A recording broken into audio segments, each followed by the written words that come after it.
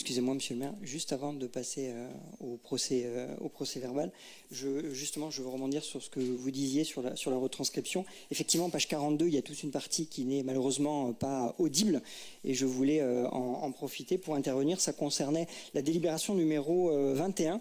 Donc tout d'abord, j'ai bien pris acte de l'organigramme qui nous a été communiqué, et j'en remercie les services de nous l'avoir adressé il y a quelques jours. D'où, effectivement, j'ai bien compris la compréhension erronée lors de la séance du Conseil dernier, où la directrice financière des services est aussi la directrice financière du port.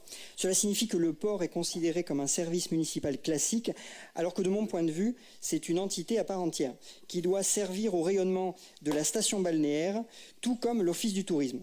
Je ne conteste absolument pas les talents, y compris de l'ensemble de nos services, notamment au niveau du service comptable et financier.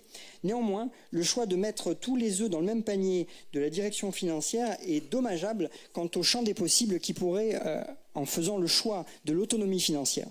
Effectivement, je crois à l'intelligence collective, à la multiplicité des talents et des approches. Faire le choix de rester sur une gestion orientée strictement sécurité et raisonnée, c'est s'empêcher d'oser une politique plus commerciale, plus offensive, comme le ferait un secteur privé.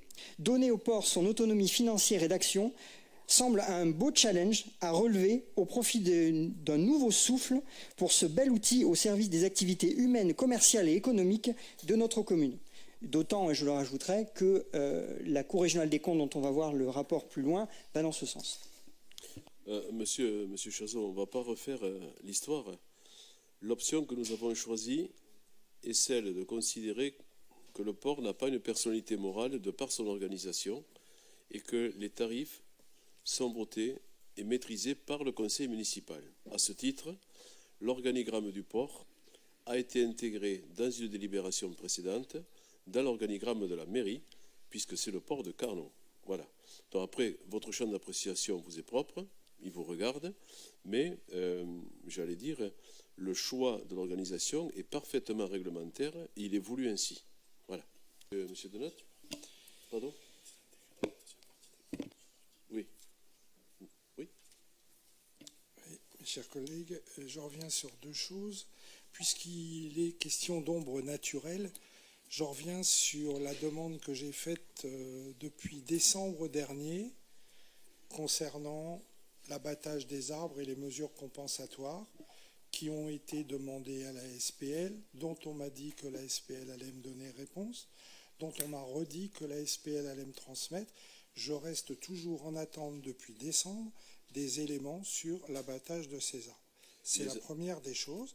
La seconde des choses, c'est la page 40 du procès verbal sur la loi Sapin 2, où en effet il est écrit « Je n'ai pas de réponse toute prête », ce que je comprends très bien.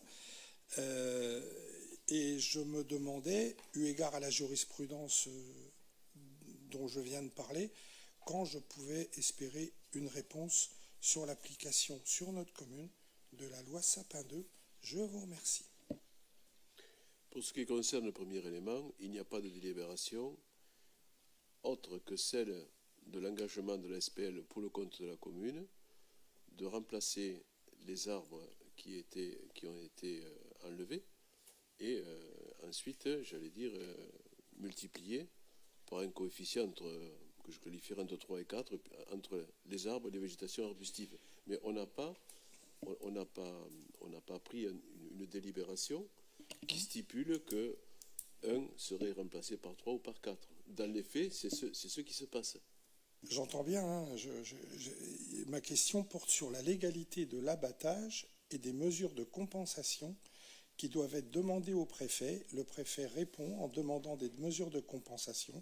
Je réitère, depuis décembre dernier, les documents qui font qu'on a demandé l'abattage et les mesures de compensation que le préfet a dû donner à la commune ou à la SPL en réponse. Si le préfet nous a envoyé un courrier, je vous en ferai part. Mais j'allais dire, quand vous enlevez 1 et que vous mettez 4, la compensation, elle est toute trouvée, me semble-t-il. Je ne comprends pas le... Non, mais il y a ce qu'on appelle des procédures. Je ne vais pas redire les choses. La Chambre régionale, on y reviendra tout à l'heure aussi. Il y a des choses qu'on doit demander avant d'abattre des arbres. Tout ce que je demande, c'est si ça a été fait, et si ça a été fait, d'en avoir communication. Et puisque ça a dû être fait, le préfet, dans le cas où c'est fait, répond. C'est tout. Je demande communication des pièces de demande et de retour. Je vous remercie. Si ces éléments existent, ils vous seront communiqués, bien entendu.